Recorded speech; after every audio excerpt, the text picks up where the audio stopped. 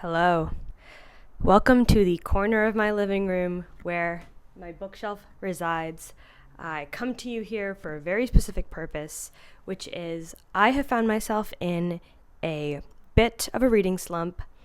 I tried a couple of months ago to only read books based on how pretty I thought their covers were, and I think I haven't been able to read and enjoy a book since.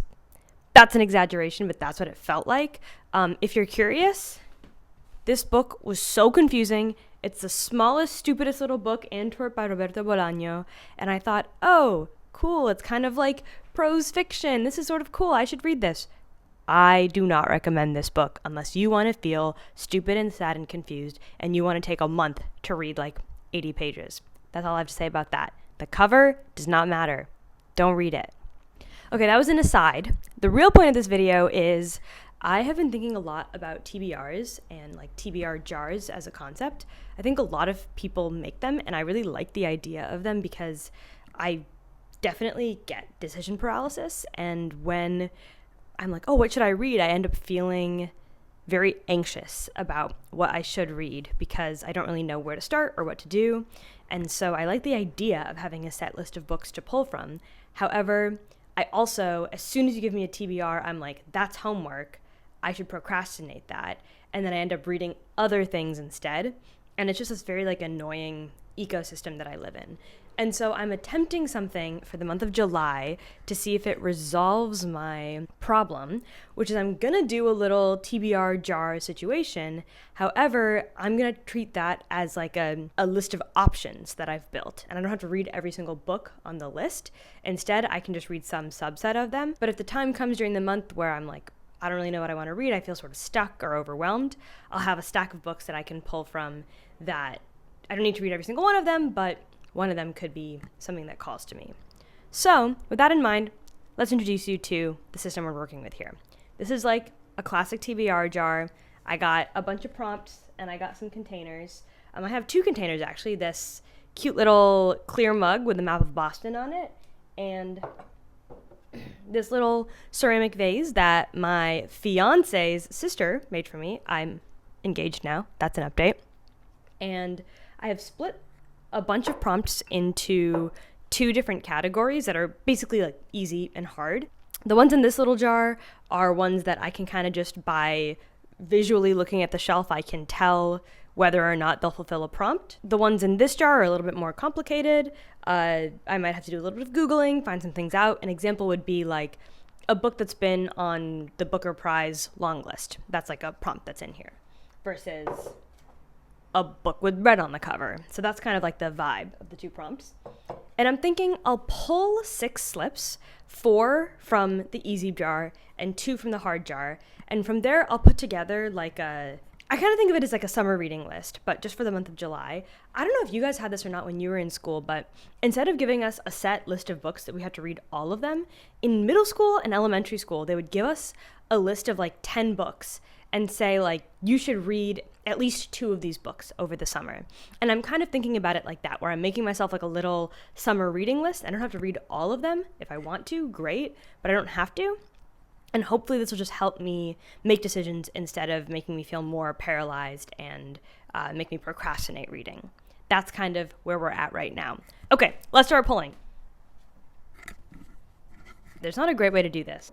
I'm just going to keep it on the shelf. All right, slip number 1, here we go. Okay, let's see. Oh, okay, nice. I have no idea if this is going to work or not. I'm going to zoom.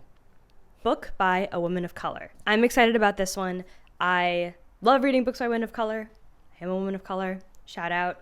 Let me take a look at my shelf and see what I can pull.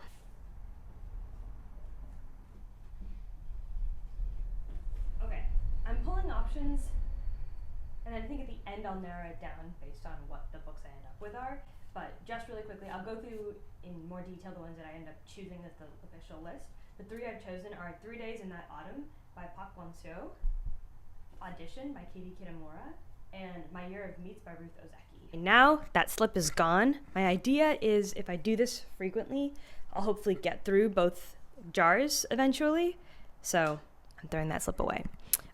Those are options on options. Eventually, I'll choose one of them to be on my like summer reading list. But for now, that'll kind of depend on how the other polls go. Okay, so now we're on to poll number 2 from the Easy Jar.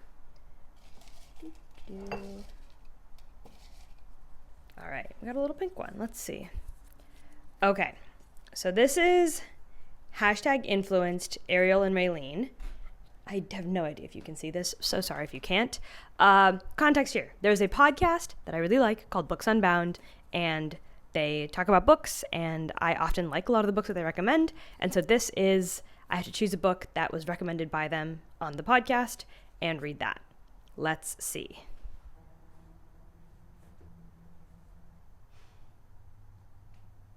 I immediately realized I have so many books on my shelf that I only bought because they talked about it and it sounded good.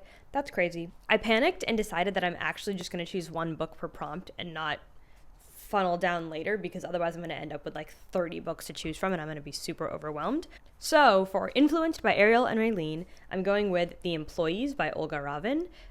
This book is told in like a sequence of small memos aboard this like ship with humans and humanoids, and they're just like complaining about work, but it's also like an alien ship, and there's some like weird sci-fi existentialism happening in there. And I like the formatting of the text. I don't know if you can see, but there's like dropped words, and even like on the spine it's like not super aligned, and I just like the idea of it, and I am excited to hop into it. I remember Ariel and Raylene talking about it, and Raylene specifically, I think she enjoyed it. So I'm looking forward to maybe reading this month. Circling back to book written by a woman of color, I had my 3 choices. I'm going to finalize my choice right here, right now. And that is going to be My Year of Meats by Ruth Ozeki. Ruth Ozeki is an author who I feel like people don't talk about enough. I read A Tale for the Time Being as part of my high school English class, and it was one of the best books I've ever read. I think she plays with time and 21st century dread in a very interesting way. I've never read this book of hers. The premise is, let's see, when documentarian Jane Takagi Little finally lands a job producing My American Wife, a Japanese television show sponsored by an American meat exporting business, she discovers some unsavory truths about love, fertility, and a hormone called DES. Meanwhile, on the other side of the globe, Akiko Ueno, a beleaguered Japanese housewife, struggles to escape from her child-craving husband. When Jane's and Akiko's lives intersect, the deepest concerns of our time are illuminated: how the past informs the present, and how we live and love in an ever-shrinking world. Super excited about this. Tale for the Time Being also told the story of like 2 different Asian women across the world from each other, and they intersected in such an interesting way, and there was a bit of magical realism as well. And so I'm wondering if that's going to play a part in My Year of Meats, but I'm very excited to read it because I think Ruth Ozeki is so underrated, and I want to have read more than one of her books. All right, that brings us to prompt number 3. Let's pick. I dropped 2. Okay. I'm just going to pick one of the 2 I dropped. Let's do the red one. Okay. This is, I have no idea if you can read any of these. I'm so sorry if you can't. This says gifted book. So that means a book that was gifted to me by somebody. Let me peruse and I'll come back.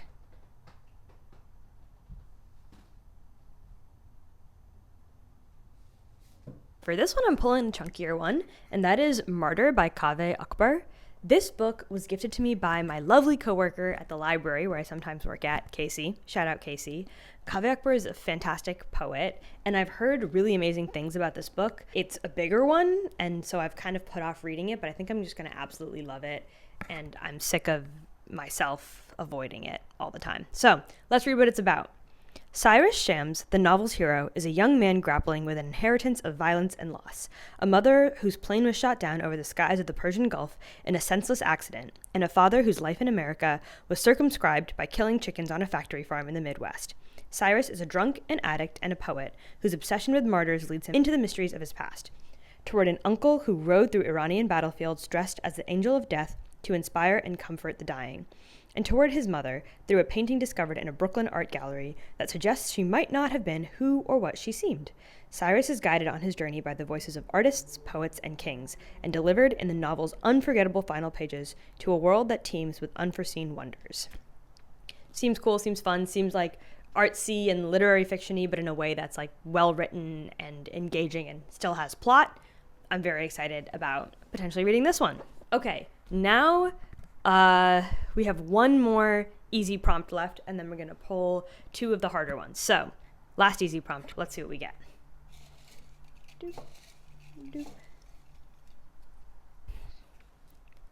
Okay. Set in Africa. There she is. Great. One of the reasons I put this prompt in here is because I feel like a lot of the books that I read, even when they're not set in the States, tend to be set in either Europe or some East Asian country. And I want to read more diversely than just like pockets of diversity. And so let's see if I can find a book set in Africa on my shelf. I hope so.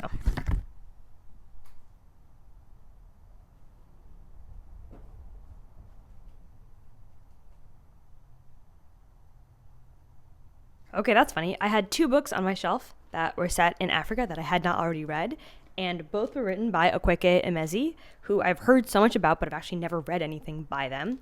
And I decided to go with Little Rot, which I picked up from the library kind of recently in case I wanted to read it, and because the cover was pretty. And hopefully I get to it this month because I was just reading the description and it sounds really cool. Oh my god, don't break the book, don't break the book! Holding the mic is not as easy as I thought it would be, I'm gonna be honest. Little Rot. Aima and Kalu are a longtime couple who have just split. When Kalu, reeling from the breakup, visits an exclusive sex party hosted by his best friend Ahmed, he makes a decision that will plunge them all into chaos, brutally and suddenly upending their lives. Ola and Soraya, two Nigerian sex workers visiting from Kuala Lumpur, collide into the scene just as everything goes to hell. Sucked into the city's corrupt and glittering underworld, they're all looking for a way out, fueled by a desperate need to escape the dangerous threat that looms over them. Super light, super chill, super fun, but I've heard such good things about Emezi's writing, and it sounds very cool and kind of creepy and sad, so I feel like I could enjoy it if I got to it this month. Let's see. Okay, that brings us to our two hard prompts, which might require some more Googling/searching on my part. Let's see. I'm just gonna go.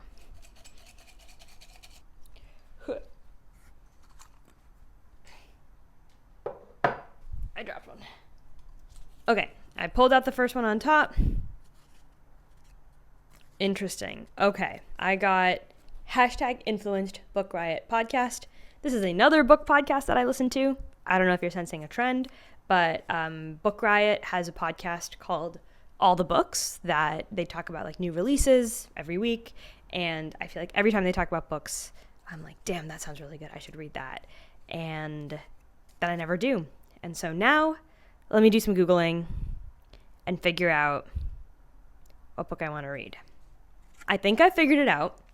I feel like now everybody's reading it and talking about it. But when I first heard about this book, way back when, it was one of the first books that I heard about on the podcast that I was like, oh, I really want to read that. And that book is Dungeon Crawler Carl. I guess the premise is like this guy, Carl, wakes up and suddenly like the whole world is a video game and you have to like pass levels to survive and stuff like that. I don't know the details of it, but it's available from the library right now. And so I think I'm going to kind of like add that to my TBR in my head. And maybe eventually I'll get to it because I feel like I heard about this book for the first time years ago. And since then I've seen randomly a lot of people like on the street reading it. And I feel like it's just become a bigger part of the zeitgeist. And I would be very excited to read that book. So thanks, Book Riot. Maybe I'll read that this month. Oh, that fluttered in such a beautiful way. All right, last book / TBR prompt to pull from the hard jar. Let's see what it is. Great. What's it gonna be?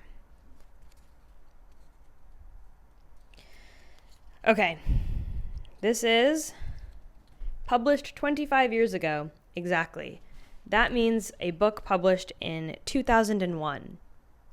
It is a little bit upsetting to me that 25 years ago is not in the 1900s. I think when I wrote this, it was. That's freaky, but okay.